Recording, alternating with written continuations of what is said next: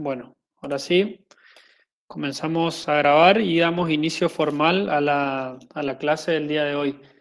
Como les decía, hoy ingresamos en la segunda parte de nuestra materia, Derecho Administrativo.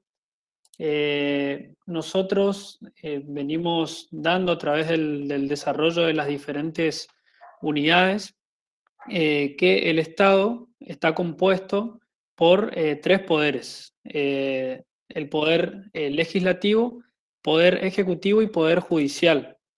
Estos poderes, como ustedes ya habrán visto, se encuentran en la segunda parte de la Constitución Nacional, en la parte orgánica, y como venimos desarrollando, cada poder tiene una función específica, una función exclusiva, ¿no es cierto?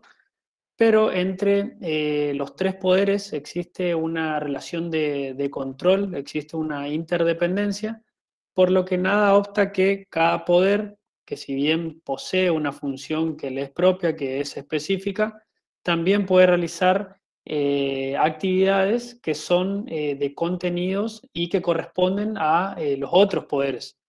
Entonces, vamos a tener que la función principal, por ejemplo, del poder legislativo es la de administración del Estado, pero habíamos visto que también tiene funciones judiciales, ya que puede, ¿no es cierto?, indultar, por ejemplo, las penas establecidas por el Poder Judicial.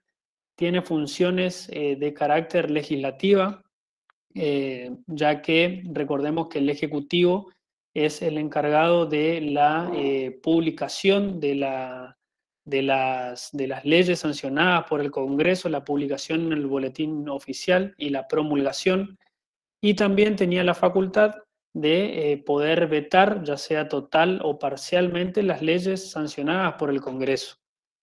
En el caso del poder legislativo, habíamos dicho que su función principal, su función exclusiva, era la de la formación de las leyes, la sanción de las leyes. Sin embargo, también tenía actividades de contenido judicial, por ejemplo, que habíamos visto que interviene en el caso del juicio político, en donde cada una de las cámaras tiene funciones diferentes. La Cámara de Diputados actuaba como órgano como fiscal, ¿no es cierto?, estableciendo o incorporando todas las pruebas para que se lleven a cabo el juicio político, y la Cámara de Senadores iba a actuar como juez, era el encargado de juzgar si era procedente o no el juicio político.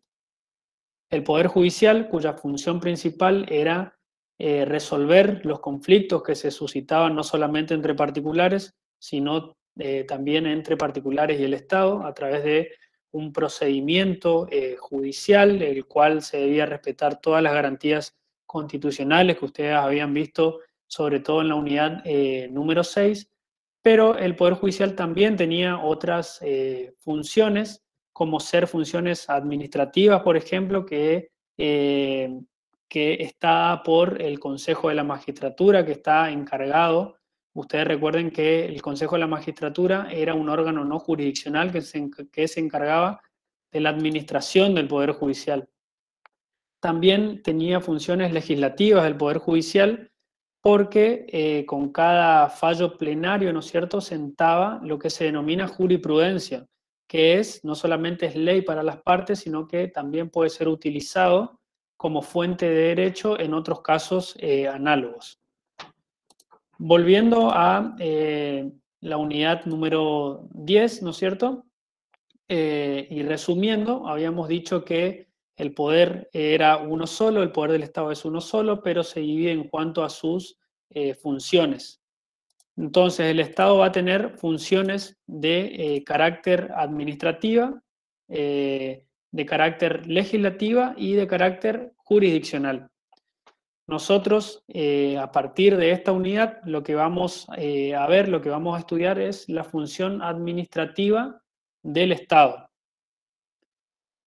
Con respecto y ingresando ya en lo que es la función administrativa, existen diversas concepciones respecto a qué se entiende por función administrativa.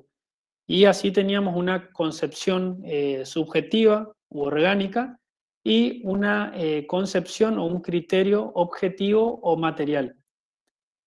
¿Qué implica cada una de estas concepciones? Bueno, la subjetiva u orgánica, como su nombre lo indica, tiene en consideración o tiene en cuenta cuál va a ser el sujeto o cuál va a ser el órgano que va a desplegar la actividad del Estado. De manera tal que en este caso va a ser irrelevante el contenido de la actividad de la cual se trate, pero sí va a ser relevante el órgano o el sujeto que despliega esta actividad. Así, por ejemplo, la función administrativa, la mayor parte de la actividad administrativa, ¿qué poder del Estado la realiza? Les pregunto. El Poder Ejecutivo, profe. El Poder Ejecutivo.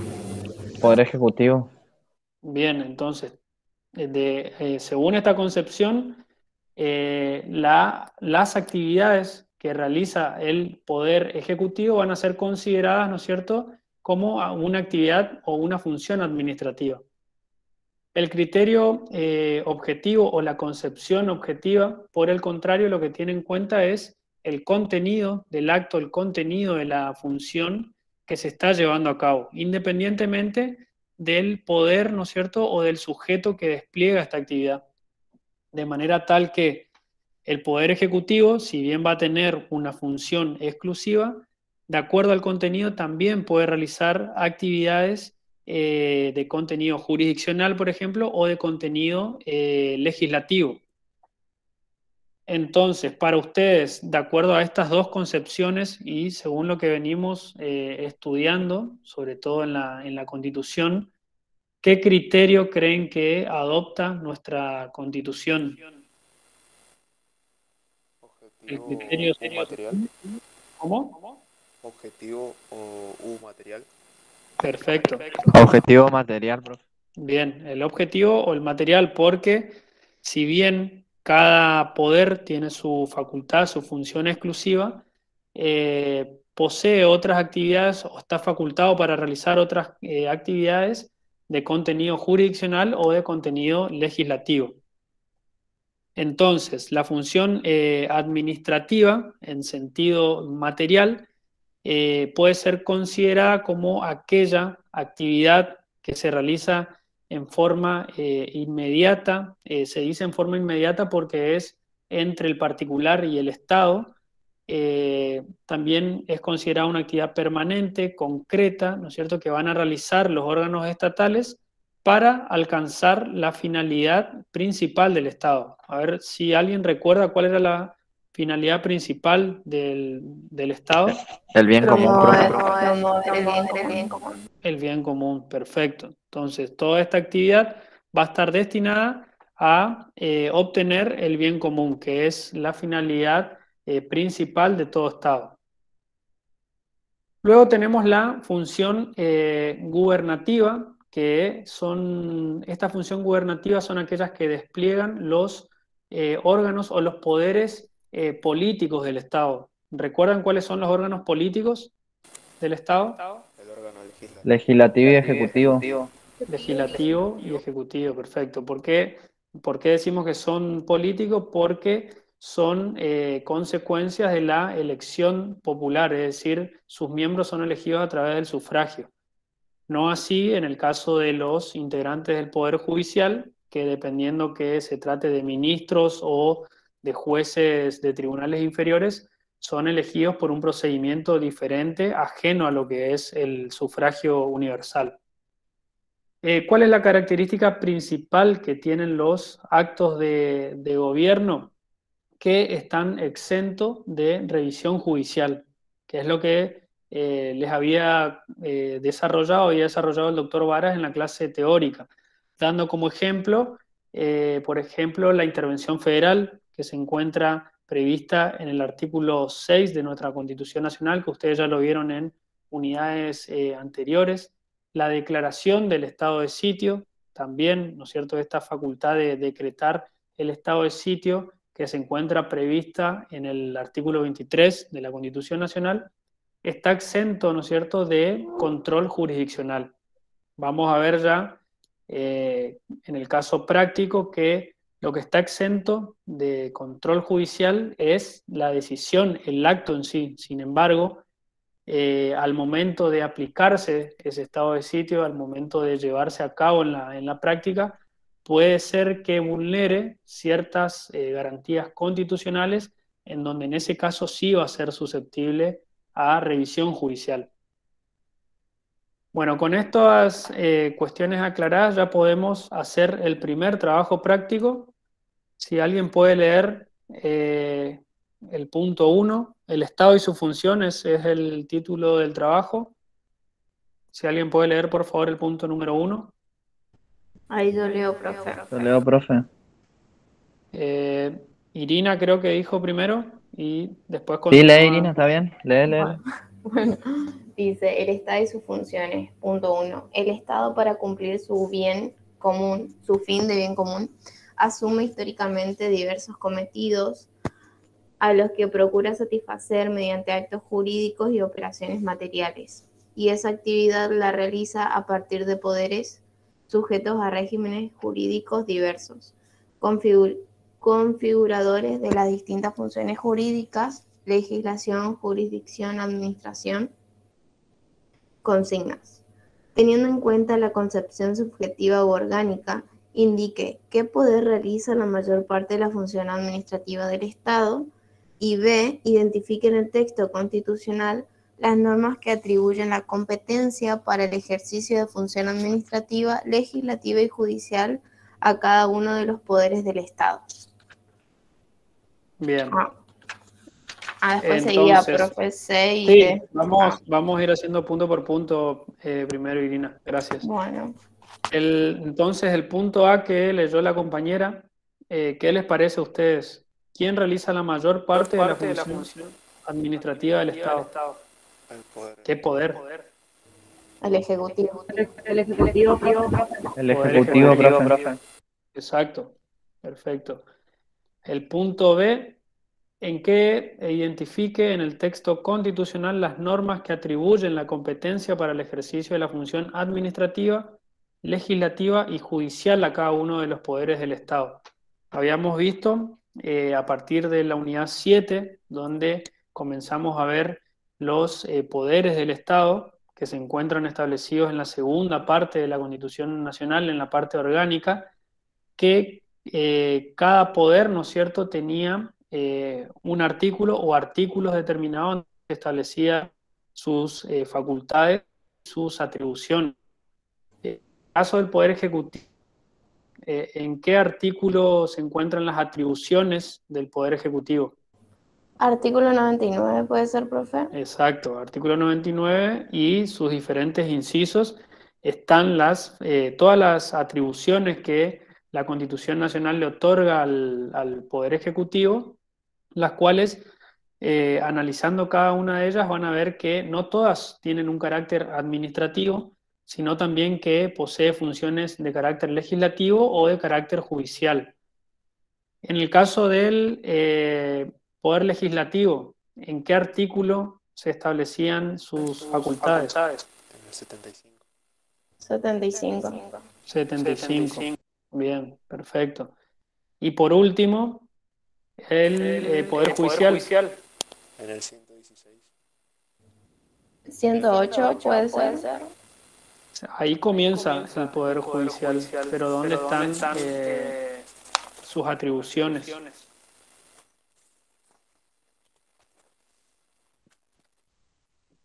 A ver, alguien dice. El 18, profe. 116. Bien, perfecto. Van a ver que en el a partir del artículo 116 tiene como título este capítulo segundo atribuciones del Poder Judicial. A partir de ese artículo se enumeran, ¿no es cierto?, las facultades que la Constitución le otorga al Poder Judicial, las cuales no todas son de contenido judicial, sino también va a haber de contenidos administrativos y de contenido legislativo. Bueno, ahora sí pasamos al punto C. En base a la respuesta dada precedentemente, ¿qué criterio considera que aplicó el constituyente para la atribución de las funciones estatales? Bueno, esta ya la contestamos hace un ratito. Se refiere a qué criterio, si es el criterio subjetivo o el criterio objetivo que aplicó el constituyente. Objetivo material era. Objetivo material, perfecto. ¿Me van siguiendo? ¿Van entendiendo hasta acá? ¿Tienen alguna duda? No, profe, se entiende. Yo entiendo, profe. Bueno, continuamos entonces. El punto D, si tuviera que identificar las funciones del Estado con los órganos previstos en la Constitución de la provincia, de que es oriundo o oriunda, ¿a quién compete preponderantemente el ejercicio de cada una de ellas y en el régimen municipal de la capital de la provincia? Entonces, ¿a quién en la provincia de la cual cada uno de ustedes es oriundo? ¿Quién está a cargo de la función administrativa en la provincia? ¿Poder judicial, profe? No. ¿Quién está a cargo de la administración? El El gobernador. gobernador de cada provincia. Gobernador, que es el poder ejecutivo provincial. Bien. El poder judicial en su provincia, o mejor dicho, la función jurisdiccional del Estado, ahí ya les dije El la Poder respuesta. Judicial, profe. Poder judicial. Y por último, la función legislativa. Acá solamente la Cámara de Diputados ¿De dónde sos oriundo? Diputados y de senadores. del Chaco. De Chaco, Cámara de Diputados. Y en Corrientes tenemos Cámara de Senadores y Cámara de Diputados. Y ahora vamos al régimen municipal. La función administrativa, ¿a cargo de quién está? De la Del intendente. intendente. Del intendente, sí. Del intendente, que ejerce el poder ejecutivo. Ejecutivo. Y el judicial no, porque no tiene el régimen municipal, solamente es una competencia exclusiva de las provincias. Ustedes habrán visto en el artículo 5, donde cada provincia tiene la facultad de la administración de justicia para su provincia, ¿no es cierto? Y el régimen municipal no tiene una función jurisdiccional específica. En cuanto a la función legislativa, en el régimen municipal, ¿quién la ejerce? El Consejo Deliberante. Consejo Deliberante, bien, perfecto, que es el encargado de realizar las ordenanzas municipales. Bien, ahora pasamos al punto número 2. Dice, en los ejemplos que se señalan a continuación, mencione con qué tipo de función puede identificarse cada uno de ellos utilizando la letra A para la función administrativa, la letra L para la función legislativa y la letra J para la judicial. En este caso tienen que tener en cuenta lo que les explicaba al principio. Si ustedes entienden eso que les expliqué al principio, es decir, que cada poder tiene una función exclusiva, pero a su vez puede realizar otras funciones de contenido administrativo o legislativo, por ejemplo, en el caso del Poder Judicial. Si ustedes entienden esa estructura que les expliqué, van a entender todo el desarrollo de lo que es el derecho administrativo. Por eso esto es un tema muy importante para que ustedes puedan entender de acá en más el contenido del derecho administrativo.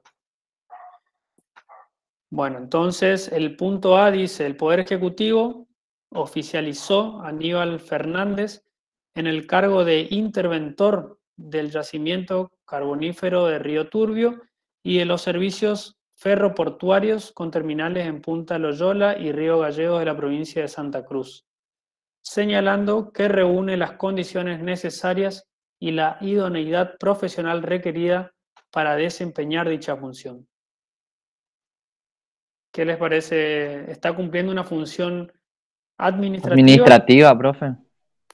Bien, una función administrativa. En este caso, si bien la realiza el Poder Ejecutivo, el contenido de la actividad que está desplegando también es de contenido administrativo. El punto B, ¿quién lee? Lo leo, profe. Leo. Bueno, no sé quién dijo primero. ¿Yo?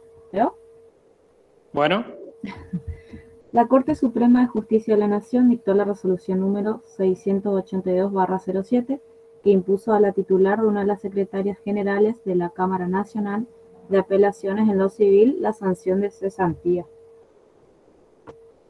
perfecto.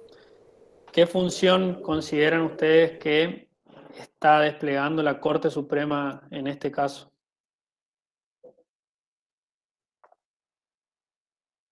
¿Jurisdiccional, legislativa o administrativa? Y está entre la jurisdiccional y la legislativa, profe. Estoy medio confuso ahí. ¿Alguien que diga otra, que piensa que es otra respuesta? Dice, dictó la resolución, para mí, legislativa.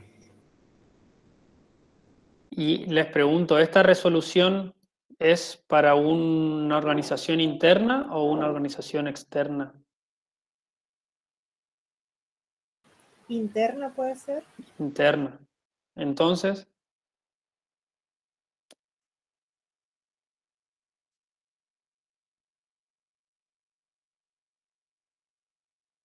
fíjense que en el punto anterior también era una resolución para el funcionamiento interno del Poder Ejecutivo. Y judicial nomás, entonces. Jurisdiccional, entonces, profe.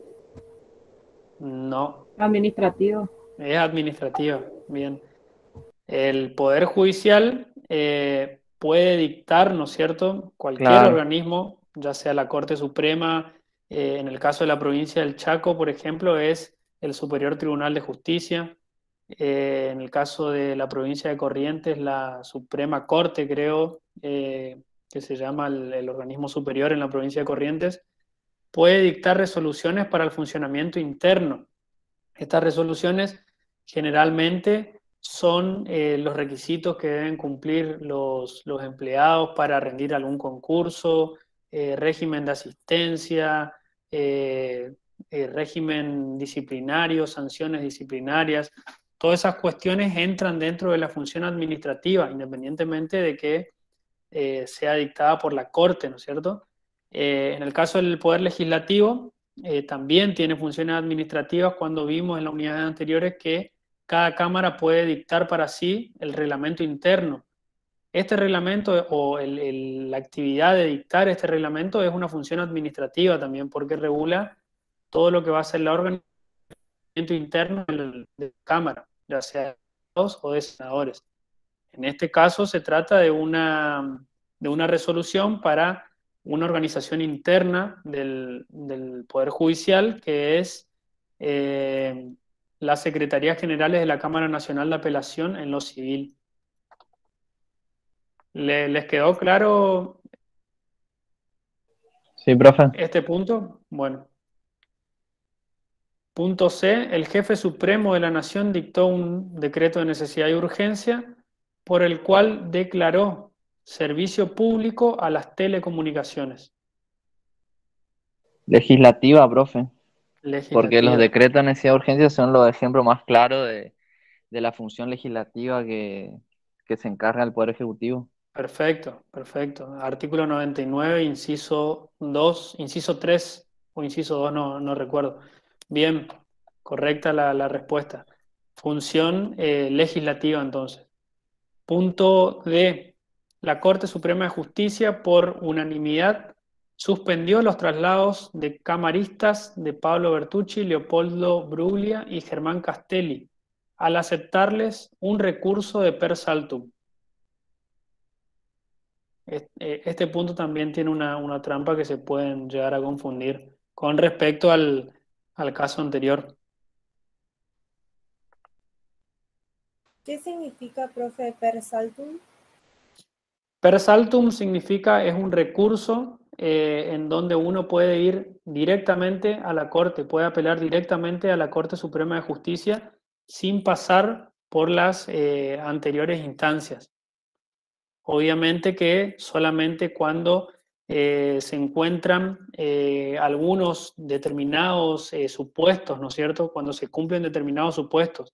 En este caso, se encuentra vulnerado un derecho constitucional, ¿no es cierto? Por el cual, esto fue un caso que se dio el año pasado, en donde se los trasladaba a estos camaristas, a su lugar de trabajo, se los trasladaba a otro juzgado.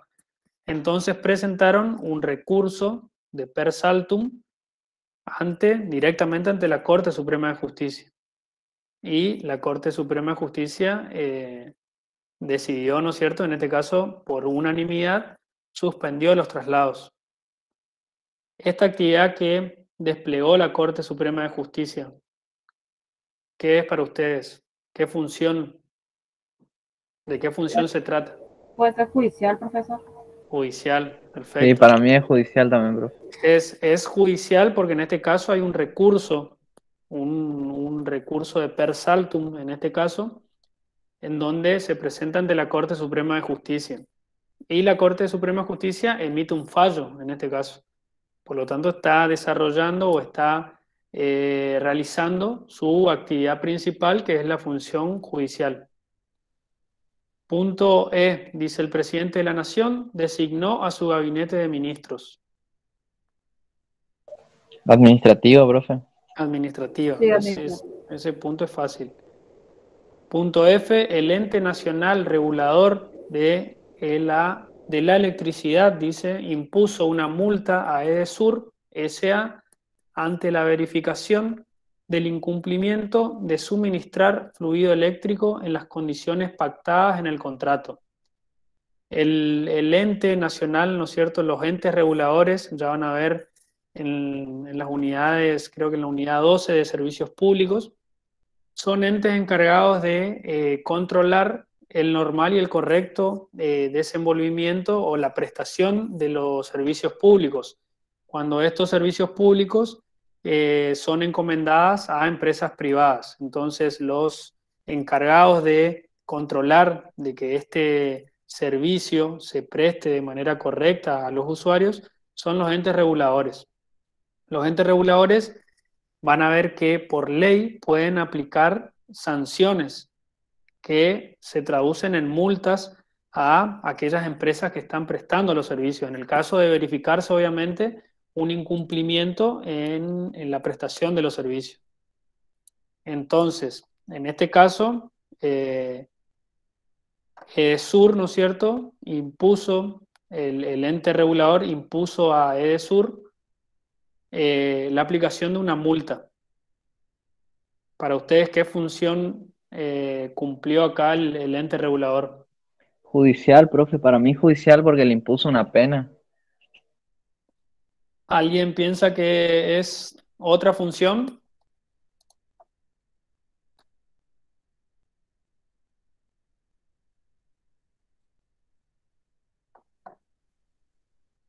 ¿Nadie? Bueno, sí, es correcta la respuesta del compañero.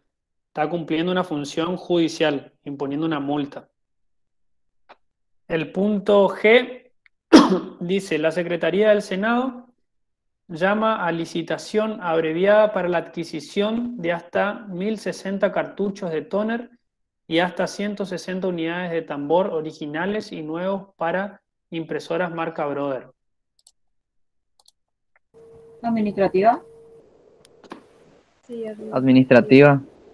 Administrativa, bien, perfecto. Bueno, ahora el punto 3.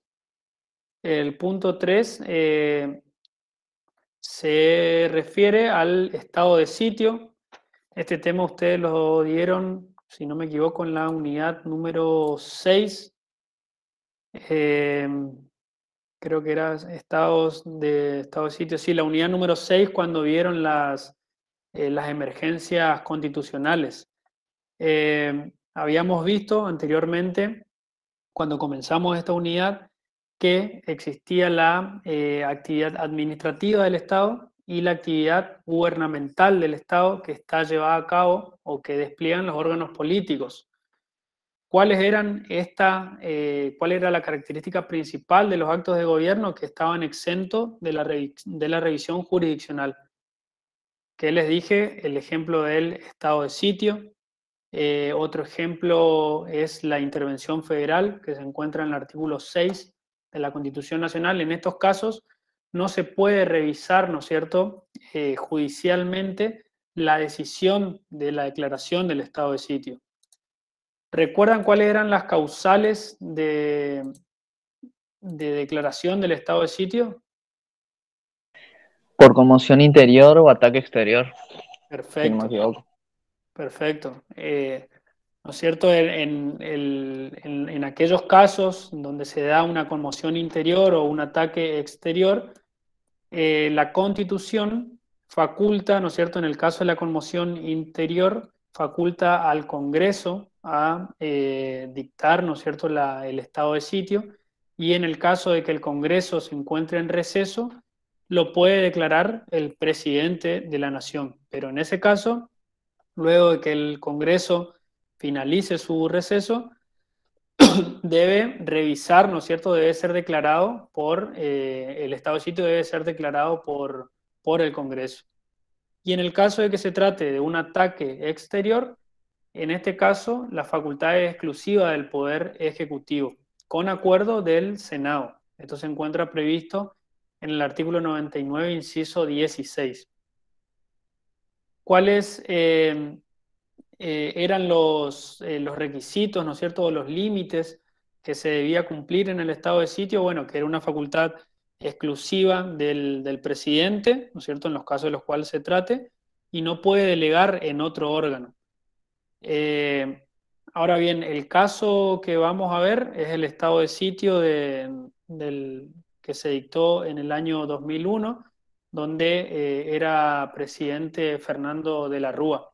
¿Alguien que lea el caso, por favor? Leo, profe. Bueno, La crisis económica argentina se vivió ayer en la calle de manera particularmente intensa, con algaradas y disturbios en muchas localidades a todo lo largo del país, y el incremento exponencial del número de saqueos a comercios y supermercados, con especial impacto en los suburbios de Buenos Aires, la capital. Ante esta situación, el gobierno de la Rúa decretó el estado de sitio por el término de 30 días, lo que implica la suspensión de algunas garantías constitucionales y el control absoluto por parte del gobierno central de todas las fuerzas de seguridad, Policía Federal, Prefectura y Gendarmería. perfecto.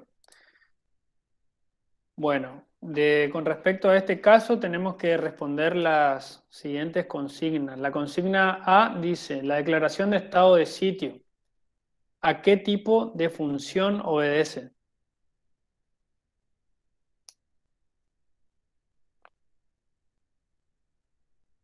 ¿Qué creen ustedes? ¿Es administrativa, A las funciones legislativa, jurisdiccional o gubernativa? La última que dijo, profe, ¿puede ser? Gubernativa. Bien. Recuerden que los actos de gobierno son dictados por los órganos políticos del Estado, es decir, por el Poder Legislativo y el Poder Ejecutivo. En este caso, ¿quién declaró el estado de sitio?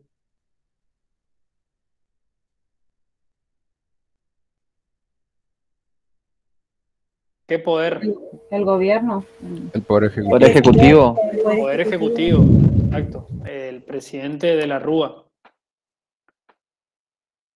El punto, la consigna B dice dónde se encuentra regulada en el texto constitucional el estado de sitio. Hay dos artículos que tratan exclusivamente, expresamente, mejor dicho, el estado de sitio. Artículo 23. El 23. ¿puede ser, profe? 23, bien. ¿Y qué otro artículo? ¿El 5 puede ser? No, el 5 es autonomía provincial.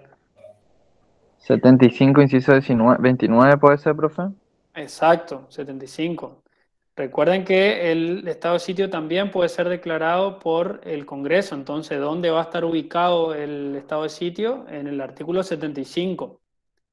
En este caso, el inciso 29. Bueno, la siguiente consigna dice, teniendo en cuenta la suspensión de garantías constitucionales que implica, ¿podría plantearse una acción judicial contra su declaración? ¿Qué creen ustedes? ¿Sí? ¿No? ¿Por qué?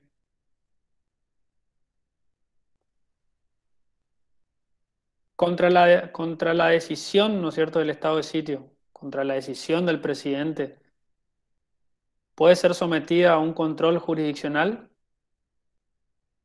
Sobre esa decisión, no, profe. Bien, perfecto. ¿Por qué? Porque es un acto de gobierno que está exento de revisión jurisdiccional. Pero puede suceder En que, cuanto al cumplimiento, requisitos y las formas en que se ejecutó ese estado de sitio, sí puede ser sometida a control judicial. perfecto, perfecto, excelente, la respuesta es así. Puede ser que en el desarrollo, en la aplicación de ese estado de sitio, en la forma de llevarse a cabo, como dijo el compañero, se vulneren garantías constitucionales. Por ejemplo, el arresto. En ese caso, sí se puede plantear un control jurisdiccional, pero con relación a ese arresto. Bien, entonces el punto D dice, en el caso de que en ejercicio de órdenes emanadas del presidente de la Nación, la Policía Federal procediera a la detención de una persona que circula por la vía pública fuera del horario habilitado, ¿tendría a su alcance algún recurso judicial? ¿Cuál y por qué? ¿Cuál tiene un recurso esta persona que fue detenida?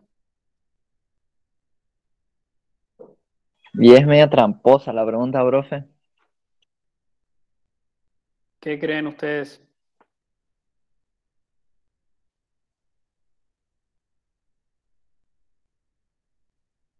Si lo detienen en un estado de sitio, a ustedes, a cualquiera de ustedes, ¿qué recurso pueden plantear? ¿O pueden plantear un recurso? Y el habeas corpus El se puede habeas plantear. corpus, puede ser, sí. El tema es que también está fuera del horario, no sé, por eso está medio confuso. Claro, hay que ver Claro, porque la además es una... forma en que se llevó a cabo esa detención. Si la detención no fue arbitraria, en ese caso, si fue conforme a lo que establece el estado de sitio, en ese caso no podría plantearse. Ahora bien, si la detención fue excesiva, fue arbitraria, sí, Sí, un la habeas persona corpus. podría interponer un habeas corpus. ¿Y por qué el habeas corpus y no un amparo? Porque es la garantía constitucional más adecuada en ese momento. ¿Por qué? Es la que cumple con esa función. ¿Qué función cumpliría el habeas corpus? ¿Qué derecho está protegiendo? Porque está vulnerando el derecho a la locomoción. Eso, el derecho a la locomoción. Perfecto, exacto. Es así, el habeas corpus. En el caso de que sea vulnerado otro derecho diferente a la libertad de locomoción, en ese caso sí se podría solicitar, ¿no es cierto?, un amparo. Bien, ¿entendieron los temas que dimos en este trabajo? Las diferentes funciones del Estado, ¿les quedó claro? El punto C podría volver a explicar, profe, ese yo no es que me quedo muy... Del caso del estado de sitio. Sí, teniendo en cuenta la suspensión de garantías constitucionales que implica, podría plantearse una acción judicial contra su declaración ese. Bueno, el estado de sitio dijimos que es un acto de gobierno. Entonces, el acto de gobierno, la característica principal que tienen es que están exentos de control jurisdiccional. Es decir, no se puede solicitar una revisión de ese acto de gobierno, en este caso el estado de sitio. Pero como dijo el compañero, puede ser que cuando se da en la práctica, cuando se ejecuta este estado de sitio, puede ser que se vulneren garantías constitucionales. Por ejemplo, la libertad de locomoción. En estos casos sí se puede plantear una revisión judicial, pero lo que se va a plantear la revisión judicial es con respecto a esa vulneración de la garantía constitucional. En este caso, la libertad de locomoción. Pero uno no puede solicitar la revisión de la decisión del presidente en la declaración del estado de sitio. No sé Buenísimo, si profe. Sí, ahí te me quedó quedó más claro. claro. Sí, gracias. Bueno, seguimos. El trabajo 10B trata sobre los agentes públicos. ¿Alguien que lea el punto 1? Yo, profe, leo. Bueno, La finalidad de la estabilidad propia del empleado público constituye, al mismo tiempo, puede leer un poquito más fuerte porque no se te escucha. ¿sí? ¿Ahí se me escucha bien? Ahí está. La finalidad de la estabilidad propia del empleado público constituye, al mismo tiempo, una garantía para el trabajador contra la posible arbitrariedad del Estado y una protección de la sociedad contra el deterioro de la función pública. Atender a esa doble finalidad de la estabilidad propia del empleado público, garantías y la dignidad del trabajador y el mantenimiento de una eficaz carrera administrativa al servicio de la sociedad, justificará o no la causal de despido y pondrá en evidencia el ejercicio razonable o arbitrario de las atribuciones conferidas por la Constitución Nacional al Poder Legislativo y al Presidente de la Nación, en los artículos 75, inciso 20 y 99, y el inciso 7. Perfecto. Bien, hasta ahí. Bueno, entonces, los agentes públicos, como les dijo el titular de cátedra, son aquellas personas físicas que son incorporadas a la administración pública. Pueden ser incorporadas por designación o por elección, ¿no es cierto?, en forma permanente o transitoria, que puede ser con o sin remuneración, y que se encuentran bajo un régimen especial de derecho público y que van a intervenir, ¿no es cierto?, en la preparación, en la constitución, ¿no es cierto?, o en la ejecución de la voluntad administrativa. Dentro de los agentes públicos debemos distinguir los empleados públicos y los funcionarios públicos. Los empleados públicos son aquellos que van a intervenir en la constitución, ¿no es cierto?, de la voluntad administrativa. En cambio, los funcionarios públicos son los encargados de llevar a cabo la ejecución de la voluntad administrativa. Los funcionarios públicos, ustedes tienen que distinguir entre empleados públicos y funcionarios públicos porque estos últimos, los funcionarios, tienen a su cargo una facultad de decisión y de ejecución de la voluntad administrativa. En cambio, los empleados públicos no. Ellos solamente van a desplegar la actividad material, ¿no es cierto?, en la que no se va a advertir la voluntad administrativa. Ellos intervienen en la preparación o en la constitución de la voluntad administrativa. En cambio, los funcionarios públicos son los que llevan a cabo, los que toman las decisiones, los que ejecutan la voluntad administrativa. Los empleados públicos gozan de lo que se denomina la estabilidad propia. ¿Qué significa la estabilidad propia? Que no pueden ser despedidos de forma arbitraria. El requisito que establece la Constitución Nacional es que no pueden ser despedidos mientras dure su buena conducta en el ejercicio de las funciones. La estabilidad propia, ¿no es cierto?, es una estabilidad absoluta, porque el empleado público no puede ser despedido en forma arbitraria, no puede ser despedido sin una justa causa, que es diferente a lo que pasa en el derecho privado. Ustedes van a ver cuando ven la materia derecho laboral, el trabajador posee una estabilidad, pero es una estabilidad relativa, una estabilidad impropia. ¿Por qué se dice que es relativa? Porque puede ser despedido de manera arbitraria, puede ser despedido sin una justa causa, pero la ley establece que en estos casos se lo debe indemnizar, conforme, ¿no es cierto?, a ese despido arbitrario. También van a ver que puede ser despedido con justa causa. Bueno, en el caso del empleado público solamente se admite que puedan ser despedidos con justa causa, es decir, no pueden ser despedidos siempre que dure su buena conducta en el ejercicio de sus funciones. Esta estabilidad propia que gozan los empleados públicos fue incorporada en el artículo 14 bis con la Constitución de 1957 y también se encuentra expresamente prevista por la Ley de Empleo Público, que es la Ley 25.164. Establece en forma expresa que los empleados públicos gozan de esta estabilidad propia. En cambio, los funcionarios públicos generalmente ocupan cargos que son cargos políticos, que son cargos transitorios, ¿no es cierto? Van a ver que los directores, por ejemplo, de los organismos, de los entes estatales, se van modificando a lo largo del tiempo, van cambiando de acuerdo al gobierno de turno. Bueno, ellos no gozan una estabilidad propia como sí tienen los empleados públicos. Bueno, aclarado esto, nosotros lo que tenemos que hacer es, en base al desarrollo realizado, dice en la clase teórica, indique qué agentes se encuentran alcanzados por la garantía de la estabilidad consagrada en el artículo 14 bis de la Constitución Nacional. Y nos da una enumeración, ¿no es cierto?, de trabajadores de la administración, donde nosotros tenemos que decir si son alcanzados o no por la estabilidad propia consagrada no solamente en el artículo 14 bis, sino también en la Ley de Empleo Público.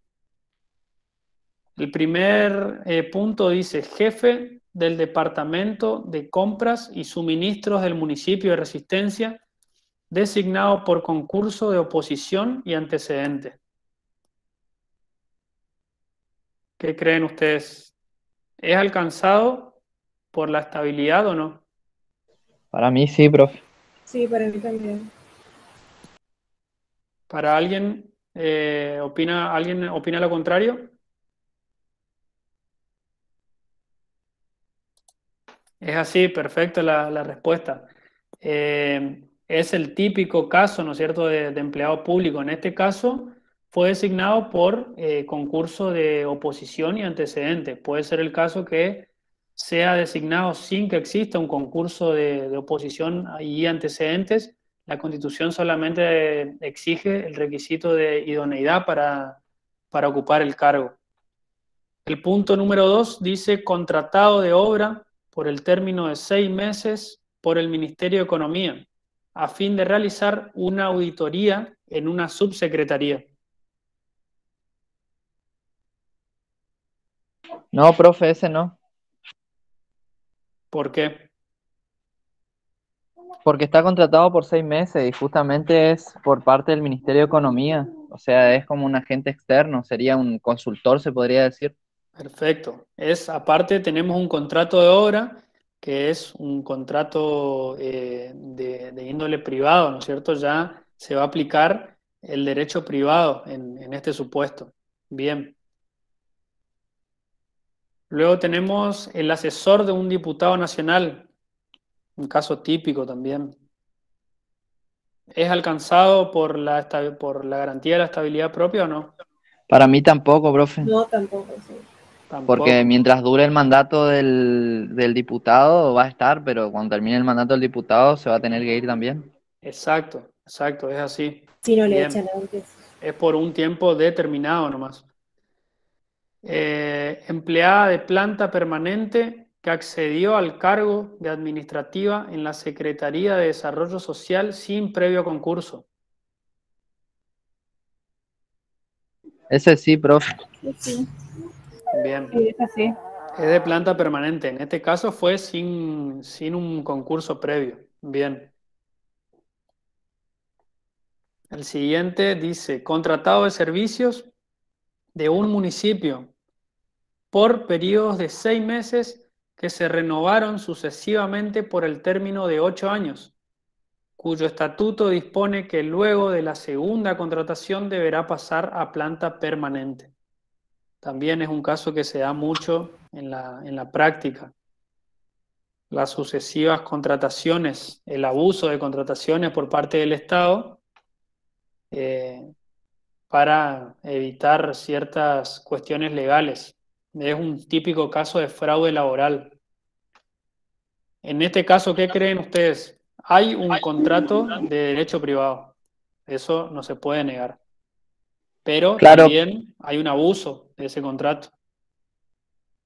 Y el estatuto, por otro lado, dispone que luego de la segunda contratación pasa a planta permanente. Entonces, en Sí, este caso, profe, es alcanzado. Es alcanzado exactamente, porque justamente el estatuto dispone que después de la segunda contratación debe ser de planta permanente, por más que haya empezado con un contrato, como usted dijo, de forma privada. perfecto, es así. En la segunda contratación, automáticamente ya debe pasar a planta permanente. Esta cuestión fue objeto a numerosos juicios que inclusive llegaron hasta la Corte, y luego del 2009 la Corte ya sentó jurisprudencia que en los casos del abuso de las contrataciones por parte de la administración, la ley lo considera, ¿no es cierto?, como un empleado público, y por lo tanto va a gozar de la garantía de la estabilidad propia. Eso se ve también, profe, mucho en las instituciones privadas, por ahí, educativas, porque escuché justamente que hacen así contratos cada 6 meses y le tienen como 10 contratos ya firmados cada 6 meses, pero nunca lo blanquearon.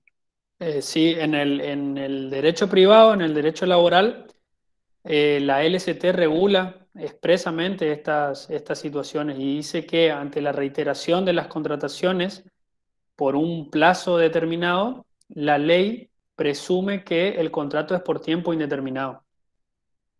Van a ver ya después en derecho laboral que la ley tiene como principio general que todo vínculo de trabajo es por tiempo indeterminado. Sin embargo, se prevé figuras, ¿no es cierto?, de contratos en donde se pueden realizar contratos por tiempo determinado, que son los contratos por plazo fijo, se los denomina.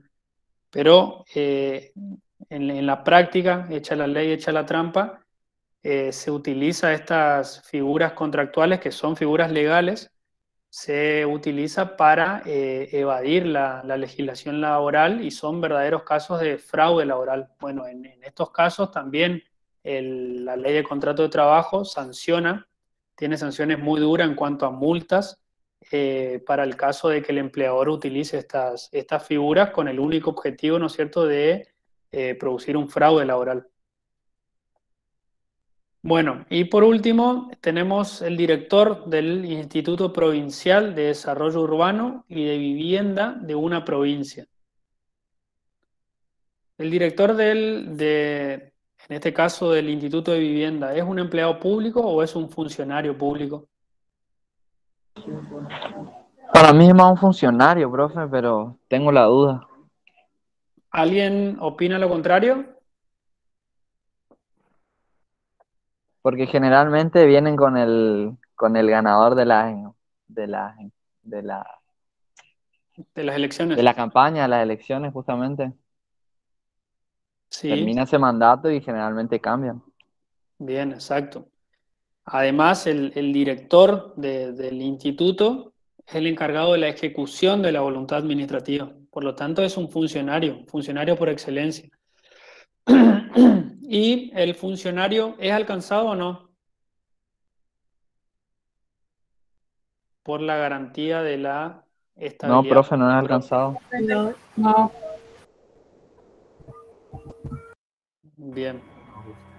Bueno, ¿alguna duda que les haya quedado?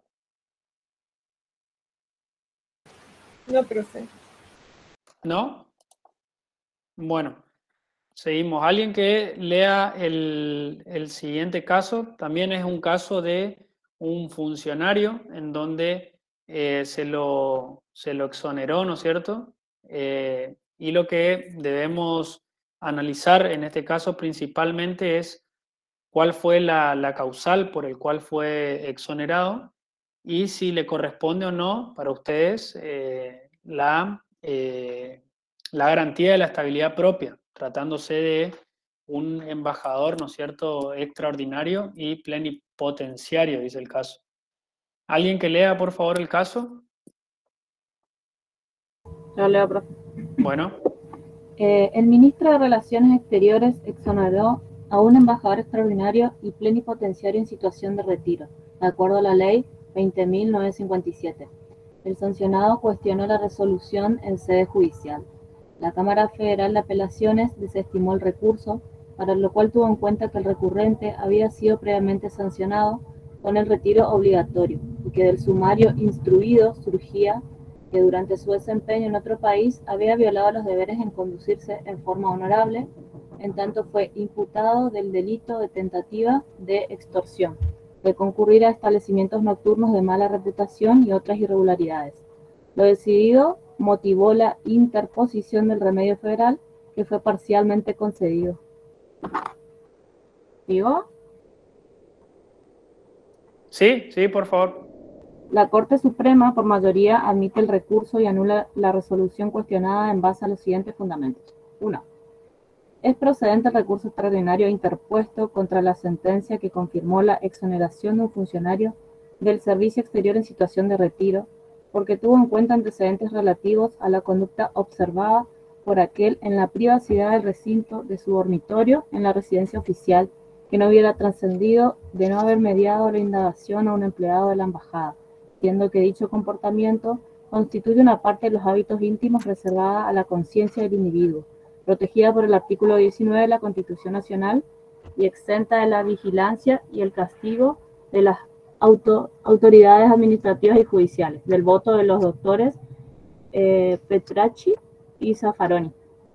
2. Las visitas nocturnas que el actor realizaba mientras era funcionario del Servicio Exterior a lugares de esparcimiento en los que se bebe, se baila y se ofrecen espectáculos de variedades, no puede fundar la exoneración, en tanto el ámbito de privacidad protegido por el artículo 19 de la Constitución Nacional no comprende exclusivamente las conductas que los individuos desarrollan en sus domicilios privados, sino que también alcanza las que de modo reservado, con la intención de no exhibirse y sin que tengan trascendencia pública ni provoquen escándalo, aquellos llevan a cabo fuera del recinto de aquel. 3. El razonable margen de discrecionalidad reconocido a la autoridad jerárquica en materia disciplinaria no significa que ella estuviera exenta de brindar las razones concretas en virtud de las cuales consideró que la concurrencia del actor a espectáculos de variedades configuraba per se una afrenta al honor incompatible con la conducta de un diplomático y al adecuado funcionamiento del servicio exterior, pues no puede admitirse que los funcionarios puedan ser separados forzadamente del servicio por el mero hecho de incurrir en conductas innominadas, cuya descripción concreta depende exclusivamente del juicio formulado a posteriori por el órgano sancionador según su libre arbitrio, del voto de los doctores Petracci y Zaffaroni.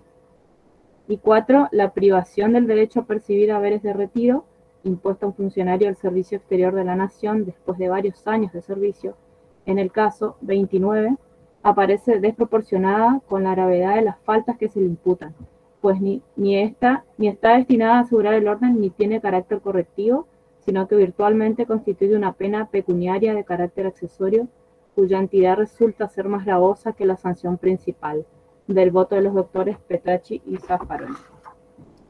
Bien, perfecto. Bueno, del caso que leyó la compañera, como pueden ver, se trata de un funcionario que depende del Ministerio de Relaciones Exteriores, que fue exonerado, es decir, fue sacado de sus funciones y cuestiona, mejor dicho, la decisión en sede judicial. Llega a la Corte Suprema y la Corte Suprema considera que los actos que llevó a cabo este funcionario eran realizados en un ámbito de privacidad que está protegido por el artículo 19 de la Constitución Nacional que protege que es la garantía, mejor dicho, a la privacidad, que establece que todos aquellos actos que no afecten al orden, a la moral público ni a terceros, quedan exentas de la autoridad de los magistrados y solamente son reservadas a Dios.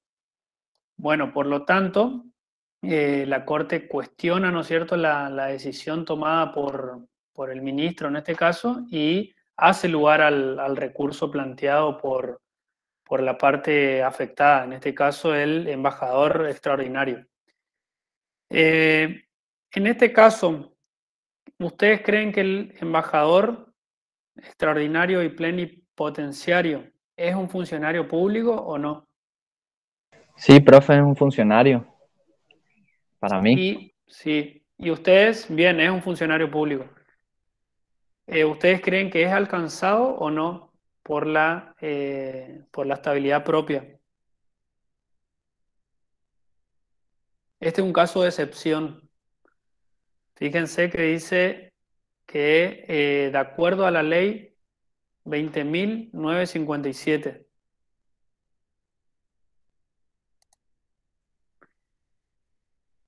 esta ley, la 20.957, regula el régimen, ¿no es cierto?, para el servicio exterior de la nación. Esta ley establece una excepción en cuanto a la estabilidad. Voy a poner para compartir la ley para que ustedes puedan ver. O sea, el principio general es el que venimos dando hasta ahora, que los funcionarios públicos no están alcanzados por la garantía de la estabilidad propia. Sin embargo, hay casos como este que estamos viendo que sí son alcanzados por la estabilidad propia, pero tiene que surgir expresamente de la ley. En este caso es la ley 20.957. Vamos a poner para compartir.